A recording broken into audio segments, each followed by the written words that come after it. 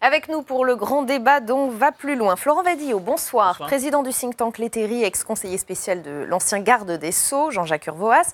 Alexandre Malafaille, bonsoir, bienvenue. Bonsoir. Président du think tank Sinopia. Jean-François Amadieu, bienvenue, sociologue, spécialiste des mouvements sociaux. Isabelle Moreau, bienvenue à vous également, directrice de la rédaction Pôle social à l'AEF, Agence Éducation, Emploi et Formation. Bienvenue à tous les quatre. On a quelques mouvements majeurs, 3 ou 4, les profs, les soignants aux urgences, les personnels de maisons de retraite. On en parle moins, mais les pompiers aussi sont en grève jusqu'au 31 août. Jean-François Amadieu, comment vous analysez cela ? Comment vous analysez cette colère très diverse, très éparse ? Oui, c'est pas, si vous voulez, dans les métiers de la fonction publique, ça fait déjà quelque temps qu'on sait que ça ne va pas. L'hôpital, c'est pas une découverte. La situation des EHPAD, on avait déjà eu en effet une première alerte, je crois, il y a quelques mois. Plus d'un an qu'on en parle. Voilà. Les pompiers également. Donc, si vous voulez, beaucoup de professions de la fonction publique, là en ce moment, il se trouve que ça n'est pas la police, mais ça aurait pu, ou des gardiens de prison, on l'a eu il y a peu de temps. Donc, c'est tout à fait logique. Alors, évidemment, pour les pouvoirs publics, il faut rappeler que c'est toujours un gros souci, parce que ce sont des catégories de fonctionnaires qui sont très appréciés des Français. Bien sûr. Évidemment, les personnels soignants, ça va sans dire, les pompiers aussi, même aussi les policiers et les gardiens de prison, pour prendre cet exemple. Donc, à chaque fois, c'est là, évidemment, l'enjeu, même les enseignants, parce qu'il ne faut pas oublier que les grèves d'enseignants sont en fait soutenues par les Français, moins que les autres groupes que je mentionnais, notamment l'hôpital, mais quand même c'est assez apprécié. Donc évidemment, c'est pas... Alors cela dit, n'exagérons rien, il y a des mouvements actuellement, ils ne sont pas non plus massifs. C'est ça qui est intéressant. Pas, pour l'instant, on n'est pas encore dans cette situation. C'est ça qui est intéressant, Isabelle Moreau. On a plein de petits mouvements épars, aucune convergence de lutte. Il n'y a pas des milliers de personnes dans les rues, c'est pas une mobilisation massive, mais ils sont là, ils se font entendre et ça dure. Oui, tout à fait. Alors ça dure. On va voir ce qui va se passer à l'été, mais c'est vrai que, comme le disait Jean-François Amadieu, dans les EHPAD, ça a démarré l'année dernière. La ministre de la Santé, Agnès Buzyn, avait lâché un certain nombre de sommes qui ont permis de récompenser un petit peu le travail qui a été fait, mais ça n'a pas suffi, ils reviennent. Les urgentistes, c'est vrai que c'est depuis la fin avril qu'ils sont mobilisés. Comme le disait Jean-François aussi tout à l'heure, c'est pas nouveau. C'est vrai qu'aujourd'hui, on en voit un petit peu partout. Les pompiers, pour l'instant, ça ne gêne pas du tout les usagers. Oui. C'est vrai aussi que les SAMU s'adressent aux pompiers. Enfin, finalement, il y a des vases communicants. Les personnes vont aux urgences aussi parce que sur les territoires, il n'y a plus de médecins. Donc, tout ça questionne finalement la carte au niveau de la santé. Donc ça, c'était un des objets de la loi santé présentée par Agnès Buzyn. C'est vrai aussi que là, on parle des enseignants, mais alors ça, c'est plus particulier comme conflit, parce que là, c'est avec les projets de loi Blanquer. Donc on verra ce qui va se passer pour les notes, puisque certains ont dit qu'ils ne voudraient pas les notes aujourd'hui, mais plutôt le 4, ce qui mettrait dans l'embarras pour avoir les notes le 5 du bac. Donc on va voir ce qui va se passer. Mais là, juste avant de venir, j'ai vu que le ministère avait dit qu'il y aurait des sanctions pour ceux qui pourraient le faire. Donc on va voir ce qui va se passer. Convergence des luttes, pour l'instant, c'est encore trop tôt pour le dire. C'est vrai que les organisations syndicales ne sont pas non plus toutes en phase. On verra. Aujourd'hui, il y avait un rendez-vous salarial entre les organisations syndicales pour la fonction publique et le ministère. Ils n'ont pas eu de gain de cause sur le dégel du point d'indice, qui est quand même leur grosse revendication. Ils se donnent rendez-vous à la rentrée. Et peut-être qu'avec les retraites, ce sera une autre manière de cristalliser finalement les mécontentements. Mais moi, ce que je trouve frappant, c'est qu'on sort d'une période, Alexandre Malafaille, où on avait des milliers de personnes dans les rues. C'était les gilets jaunes, une revendication qui venait plutôt de monsieur et madame tout le monde. Ce n'était pas organisé par les syndicats, c'était plutôt via les réseaux sociaux. Et puis là, tout d'un coup, on a des petits mouvements, mais qui prennent moins finalement. C'est plus massif quand c'est le peuple qui se mobilise que quand ce sont les syndicats. C'est-à-dire que les syndicats ont un peu perdu leur puissance d'action et de feu. C'est ça que ça révèle voilà, aussi. Ça c'est clair. Pour l'instant, il n'y a pas cette espèce de capacité à refaire du lien et du sens entre les différents corps de la fonction publique. Ça reviendra peut-être. On n'est pas à l'abri que demain, vous ayez des gilets jaunes de la fonction publique qui reprendront la main pour le coup, faire une véritable mobilisation. Mais derrière tout ça, en fait, ce qu'il faut bien voir, et c'est ce qui est le plus préoccupant, c'est qu'en fait, on assiste à la fois à une crise de sens, parce que c'est très révélateur d'une problématique de sens. Les hommes et les femmes qui se lèvent pour travailler dans la fonction publique aujourd'hui se lèvent le matin en se disant « Ok, je vais faire quoi, pourquoi, dans quelle perspective ?» Il y a un problème de vision, il y a aussi un problème de leadership. C'est-à-dire que c'est difficile de travailler pour l'État. Parce que le patron, c'est le politique. Et le politique, il bouge quand même beaucoup. C'est rare d'avoir un ministre qui fait 2 ans. Quand ça fait 2 ans, c'est bien. Et en plus, le ministre, il est très en pression sur le quotidien. Il n'est pas dans un rôle de mettre. Il a un problème de légitimité. Exactement. Donc, il intervient beaucoup. Donc, c'est pas facile pour se situer. Donc, vous avez une vraie crise de sens. Ensuite, vous avez une crise de moyens. Ou en tout cas, un problème de moyens évident. C'est qu'on a beau dire ce qu'on veut. On voit bien quand même que l'État est quand même obligé de régler des problématiques de budget global. Alors après, il y a des plans d'urgence. Mais les plans d'urgence, c'est du palliatif. On vient coller une espèce de cautère sur la jambe de bois, on fait un truc, on annonce un plan pour les urgences, pour les EHPAD, pour ci, pour ça. Mais c'est vrai que ça ne rassure pas. Et puis, vous avez après un problème de méthode. Enfin, on y reviendra aussi, ça fera partie. Voilà, c'est un vrai sujet sur lequel aussi, qui vient renforcer le fait que ceux qui sont gouvernés se disent, franchement, vous me donnez pas envie, j'ai pas confiance, donc je me mobilise. Pour l'instant, la mayonnaise prend pas, mais il faut écouter. Oui, ça prend pas, Florent Vadillo. Non, ça patine même, parce qu'on le voit, il y a eu d'abord toute une période de gel des mouvements sociaux pendant les Gilets jaunes, puisqu'il n'y avait pas de place pour l'agenda social ou politique pour d'autres mouvements. Les Gilets jaunes aujourd'hui sont clairement en perte de vitesse. Ils subsistent néanmoins, mais ils sont en perte de vitesse. Et on voit la résurgence des mouvements sociaux plus traditionnels. Oui, plus classiques. Ouais. Plus classiques, mais on le voit également sur la réforme de la fonction publique, sur la loi santé, sur la réforme Blanquer du bac. Finalement, il y a assez peu d'opposition de la part de la fonction publique à l'égard de la politique que mène le gouvernement. Et il y a assez peu de victoire sociale de la part de la fonction publique sur le gouvernement, qui n'a pas beaucoup dévié, même pas du tout dévié, des projets qui étaient les siens. Donc cette forme de surplace, en quelque sorte, de la fonction publique n'aide pas aussi à la mobilisation. Il y a une forme de résignation qui peut s'installer, et on le voit d'ailleurs, les syndicats ne sont pas très mobilisés, pas très visibles en tout cas. Et d'ailleurs, ce qui est très symptomatique, c'est que la CFDT Laurent Berger est plus actif sur les médias, sur les plateaux, comme un homme de relations publiques et de réseau de pouvoir que comme syndicaliste. On le voit plus comme chef de parti que comme syndicaliste presque, et comme leader d'opinion pour être plus précis. Le point commun de tous ces mouvements, outre les revendications, ce sont aussi les accusations qu'ils portent sur l'exécutif. On va parler méthode. Alexandre Malafaille, ils sont unanimes. Le gouvernement est sourd, il ne les écoute pas, il ne leur répond pas. Écoutez ces quelques réactions recueillies par nos confrères de France Info. En face de nous, on a un rouleau compresseur qui est sourd à nos inquiétudes. On n'a pas non plus été entendu au moment de la grève des surveillances, qui a été méprisée. Nous, ce que l'on demande, c'est simplement à pouvoir dialoguer avec le ministre. Et c'est quand même aberrant d'en arriver à une situation où on est obligé de bloquer les notes du baccalauréat simplement pour pouvoir espérer être entendu. Alors, le gouvernement est-il sourd ? Je vais vous poser la question dans un instant, mais je trouve intéressant d'écouter la réponse de Jean-Michel Blanquer hier, à l'issue d'une conférence de presse rue de Grenelle. Le ministre a l'air, en effet, plutôt droit dans ses bottes, comme on dit. Écoutez. J'avais dit que le baccalauréat se passerait de façon normale, il s'est passé de façon normale. Donc c'est avec la même confiance que je dis que chacun aura ses résultats en temps et en heure. On a le droit d'avoir des points de vue différents sur des réformes, mais on n'a pas le droit d'avoir les élèves pris en otage de ces différences.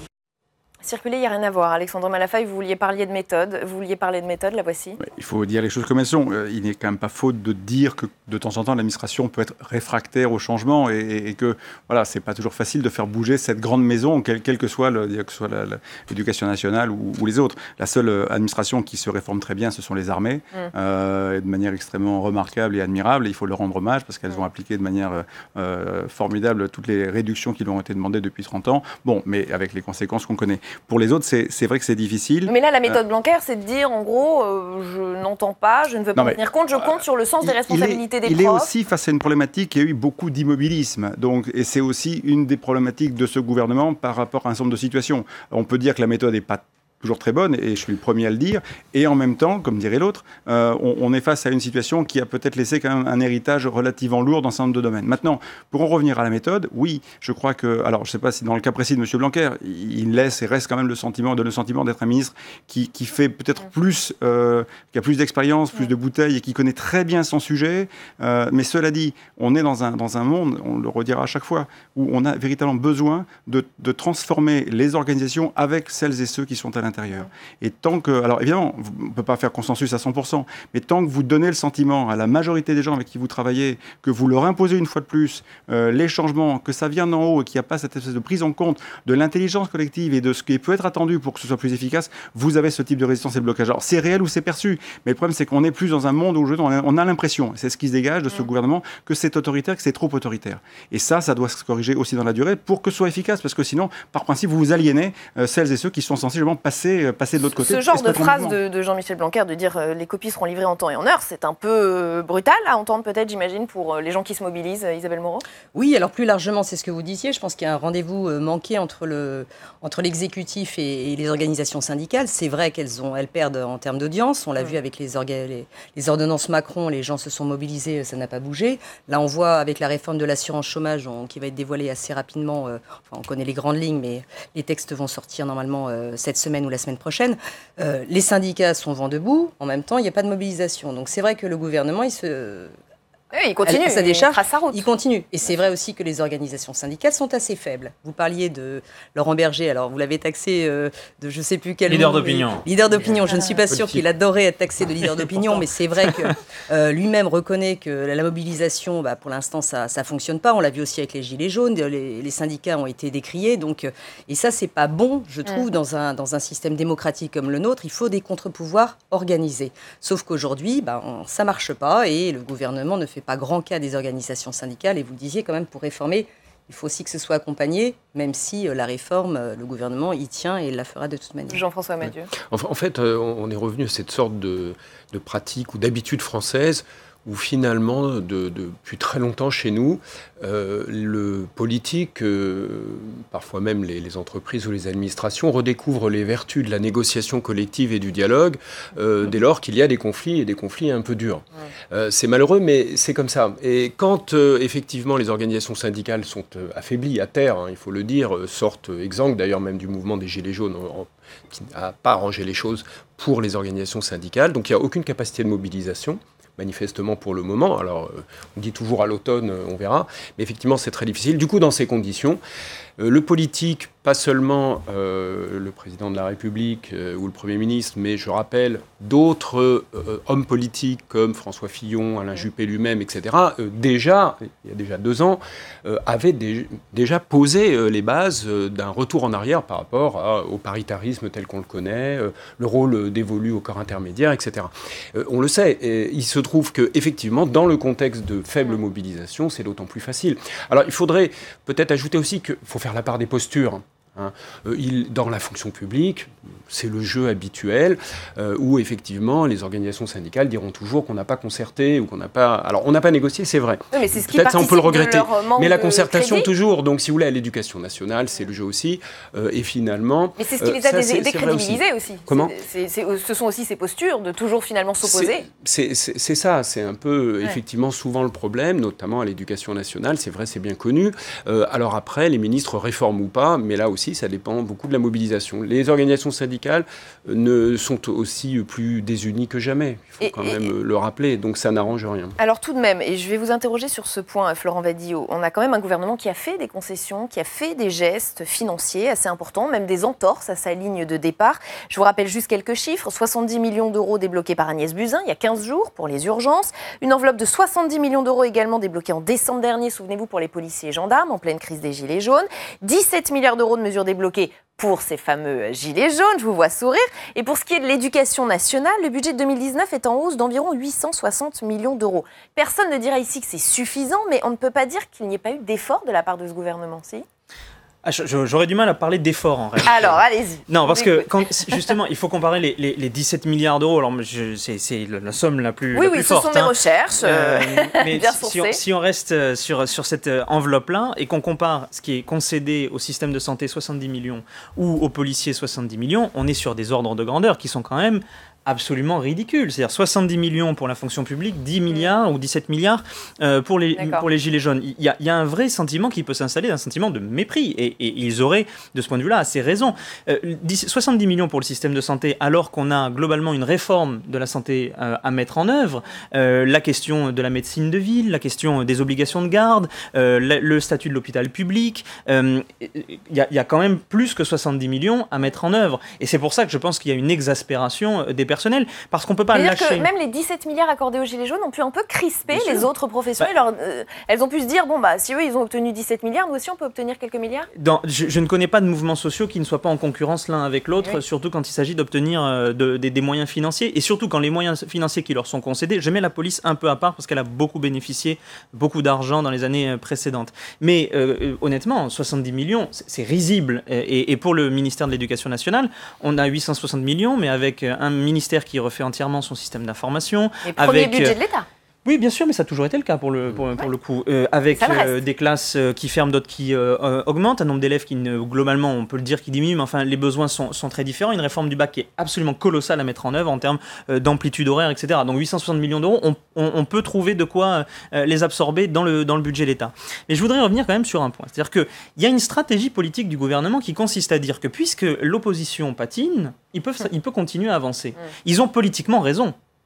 Parce que ça leur réussit. Il y a une forme d'opportunisme politique. Mais évidemment, sauf que à force de passer toutes les réformes au forceps, il y a un moment où, d'abord, on érode sa base électorale, et on le voit d'ailleurs dans les enquêtes qualitatives, et la migration de l'électorat, elle est aussi symptomatique, et puis surtout, on fatigue la capacité de négociation.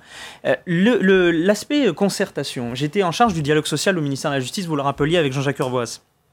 Bien sûr que les syndicats disent toujours qu'ils n'ont pas été écoutés, dans la mesure où on leur donne pas raison. Néanmoins, il y a des instances de dialogue au sein des administrations, le CHSCT, le CTAC, le CTM, des acronymes un peu barbares, mais le ministre a-t-il seulement siégé une seule fois dans ces instances-là, qui sont normalement présidées par le secrétaire général en son nom? La négociation a-t-elle été menée? Les amendements ont-ils été pris en charge? Non, parce qu'il y a en France, M. Madieu le disait, un déficit de culture du dialogue, et surtout il y a chez ce gouvernement-là une volonté de ne pas dialoguer avec les corps intermédiaires qui se traduit à tous les stades de la négociation. Et donc on arrive finalement à des réformes qui sont mal perçues, qui ne sont pas négociées et qui parfois pourraient être amendées sans absolument varier du cœur de la réforme. Donc c'est un problème de méthode qui sacrifie la stratégie politique et in fine ça donne des mécontentements alors qu'on pourrait aller sur plus de consensus. Je rappelle d'ailleurs que c'était quand même le slogan principal de la campagne d'Emmanuel Macron. C'est-à-dire que l'homme qui voulait être ni de droite ni de gauche pour ne fâcher personne, finit par être très de droite et pas de gauche et fâcher tous les syndicats. Et puis il y a eu des promesses assez récentes, accusé d'être sourd, voire autiste, soupçonné de vouloir passer en force justement, d'avoir longtemps court-circuité les corps intermédiaires. L'exécutif promet du changement dans cet an 2 du quinquennat. Il promet du dialogue. C'est le président lui-même et son Premier ministre à moins de 24 heures d'intervalle qui se sont exprimés. C'était il y a un mois. Au-delà de ces avancées, de tous ces combats menés et gagnés, c'est aussi une méthode. Et une méthode, je dois le dire, et nous en parlions à l'instant même, avec les organisations syndicales et patronales françaises, dont nous avons sans doute beaucoup à apprendre pour nous-mêmes, celle du dialogue tripartite. Mais nous devons davantage associer les Français à la fabrique de nos décisions. Les transformations que nous avons engagées, beaucoup de nos concitoyens ont pensé que nous les faisions sans eux. Certains ont même cru que nous le faisions contre eux. C'est à nous de les convaincre que nous les faisons pour eux, à nous de changer de méthode pour les faire avec eux. Et tout le monde réagit beaucoup à ces deux extraits, évidemment, puisque ce sont des promesses très récentes. Isabelle Moreau, on attend les actes, dites-vous. Oui, alors c'est vrai que ça a été le discours d'Emmanuel Macron à l'Organisation internationale du travail, donc c'est vrai que c'est tripartite, donc il était obligé, syndicat d'un côté, patronat et puis État qui sont membres de l'Organisation internationale. Après, c'est vrai qu'à ce stade, on n'a pas encore vu les actes par rapport au discours qui a été Mais ça prouve une forme de mea culpa, c'est-à-dire que ça veut dire, effectivement, on n'a pas assez dialogué jusqu'ici, on va changer de méthode, on va dialoguer plus. Oui, après, il faut voir si concrètement ça se passe. C'est vrai que le gouvernement, on le disait tout à l'heure, ne fait pas grand cas de la négociation, de la concertation, parfois pas trop non plus.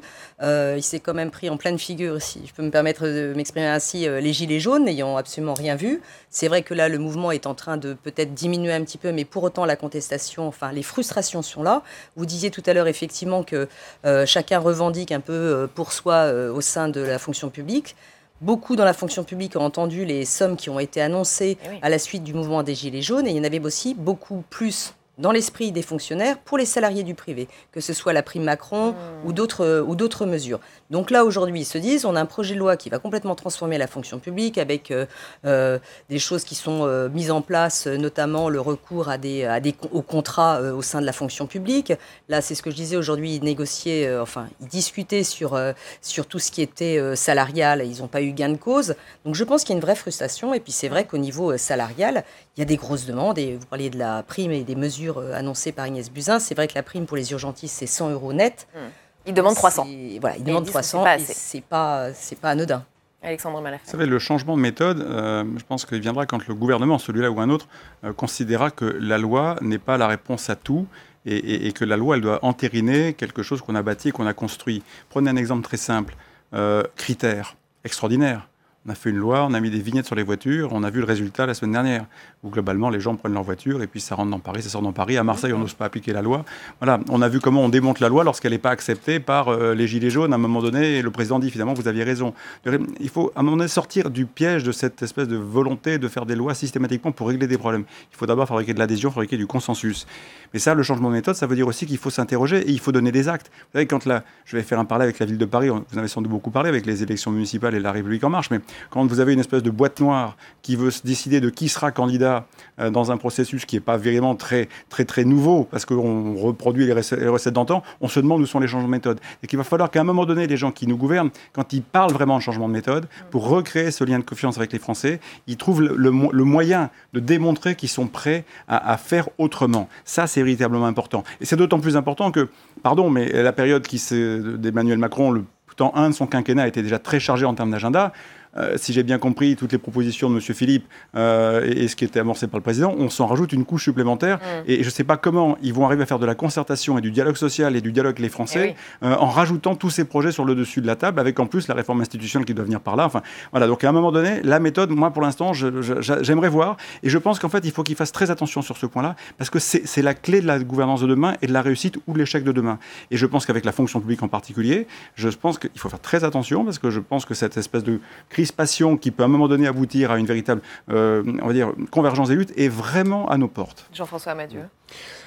Oui, alors avec une fois de plus, si vous voulez, ce qui facilite vraiment les choses pour cet exécutif, c'est que c'est pas seulement l'affaiblissement des organisations syndicales, mais par exemple, c'est très important dans les fonctions publiques, dans l'enseignement, les organisations étudiantes, par exemple. Si vous faites l'histoire des grandes mobilisations sociales, vous apercevez que les clés pour les mouvements, ça va être souvent, à la fois il va y avoir les transports, bien sûr, là aussi, affaiblissement syndical. On a vu ce qui s'est passé à la SNCF récemment. La réforme est passée. Donc des conflits qui échouent, des gens qu'on ne peut plus remobiliser. Donc là, c'est compliqué. Et puis, les étudiants et les lycéens. Or, sur quoi les étudiants et les lycéens vont être finalement encouragés à se mobiliser quand vous regardez ces derniers temps? Ils ne vont pas servir de point d'appui et de relayer les organisations syndicales, car finalement, il y a un effet de dispersion vers des thèmes divers et variés, sociétaux d'ailleurs, souvent. Donc ça va être la question des droits d'inscription pour les étudiants étrangers, ça va être la question de l'écologie, du climat, donc on va faire se mobiliser sur ces sujets. Et puis à un autre moment, quand vous voyez l'UNEF considérer que le grand sujet dans les universités, c'est de lutter contre la LGBT et la phobie dans les universités, évidemment, on mesure le chemin parcouru. Donc quand vous êtes dans le sociétal de cette manière et que vous êtes sur d'autres sujets, et on parlait des organisations syndicales, dans les fonctions publiques, c'est la question de la valeur du point d'indice. Mais qu'est-ce qui est fait? Les organisations syndicales, on le sait depuis longtemps, ont privilégié l'emploi. D'ailleurs, sous d'autres gouvernements, se réjouissaient qu'on crée des emplois d'enseignants. Mais la question du point d'indice, finalement, ça va pas, si vous voulez, sur des thèmes qui sont, il faut le rappeler, les questions de pouvoir d'achat qui sont centrales pour les Français. Les fonctionnaires sont très impactés, ont le sentiment que c'est très injuste, parce que, évidemment, il n'y en a que pour le privé, tout le monde l'a bien compris depuis le début. Tout ça est très injuste, mais il n'y a personne pour le dire. Et du point de vue de la méthode, ce qui est intéressant, c'est que les organisations syndicales, d'ailleurs, ne se saisissent pas non plus de mesures qui sont adoptées, qui sont complètement absurdes. Et je vais prendre l'exemple de la question du jour de carence. Il vient d'y avoir d'ailleurs un rapport, ça y est, vient d'être fait.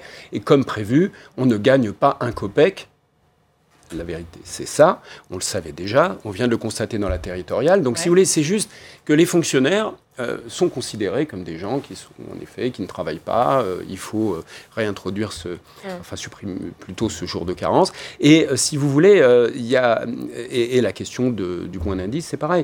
Donc, ce sont des mesures qui sont à chaque fois très mal prises, bien sûr, par les fonctionnaires. Mais le fait que les organisations syndicales ne soient pas assez allantes, semble-t-il, sur ces sujets, facilite beaucoup les choses, et sans relais, une fois de plus, des effectifs d'étudiants, par exemple. Florent Badillot. Sur le discours d'Édouard Philippe et de Emmanuel Macron, il y a une mode chez les communicants depuis une dizaine d'années, c'est l'exercice de contrition. Ça a commencé par le « j'ai changé » de Nicolas Sarkozy jusqu'aujourd'hui. C'est-à-dire que c'est pratique, à un moment donné, quand on sent qu'on a vraiment accumulé du ressentiment, qu'on a vraiment commis beaucoup d'erreurs, on dit... On a commis une erreur. Emmanuel Macron, très anglo-saxonne, mondiale. Mais en France, rien inventé. En France, pour le coup, il y avait une forme d'amour-propre du politique qui ne se prêtait pas à cela. Donc Emmanuel Macron, il a eu son parcours de contrition pendant un mois. On se souvient de l'interview sur le Charles de Gaulle, ensuite pareil à Verdun, etc. Bon. Et puis, on n'a pas vu le grand changement. C'est-à-dire que ce qu'on a vu, c'est de la contrition, mais les faits n'ont pas parlé d'eux-mêmes. Il y a eu un grand débat, certains pourraient vous dire un grand débat, une grande consultation des Français. J'ai pas vu un exercice d'introspection ou d'autocritique de la part du gouvernement. C'est-à-dire, j'ai vu un président de la République. Et surtout, c'était pas un Grenelle. Il n'y a jamais eu la fameuse main tendue de Laurent Berger. Elle n'a jamais été serrée. Le gouvernement s'est mis en scène. Enfin, le président de la République s'est mis en scène. J'ai pas entendu d'autocritique. J'ai pas vu de changement de cap, hormis lâcher du catégoriel, parce que c'est ça qui a été fait. C'est-à-dire qu'on a lâché 10 milliards d'euros sans réforme structurelle, sans amélioration du pays, pour pouvoir dire ensuite que on a un problème sur la trajectoire de la dette publique et donc on va pouvoir rajouter la question du jour de carence, etc. C'est vraiment arrêter cet exercice de communication sur le changement de méthode, si c'est une méthode qui l'assume, parce que je pense qu'en plus ça plaira beaucoup à l'électorat et on n'a pas besoin de dire qu'on va changer de méthode alors qu'on n'a vraiment pas de changer de méthode, parce que in fine, ça décrédibilise la parole publique et ça ne fait que le jeu du Front National qui n'attend que ça pour dire regardez les promesses vaines, les promesses déçues depuis des dizaines d'années, tenter l'alternance. Et l'alternance, pour eux, c'est le Front National. Emmanuel Macron fait-il une stratégie à la Trump? Fait-il en sorte que Marion Maréchal Le Pen ou Marine Le Pen gagne la prochaine présidentielle? C'est une question et on va s'arrêter sur cette question. Merci à tous les quatre d'avoir participé à ce grand débat.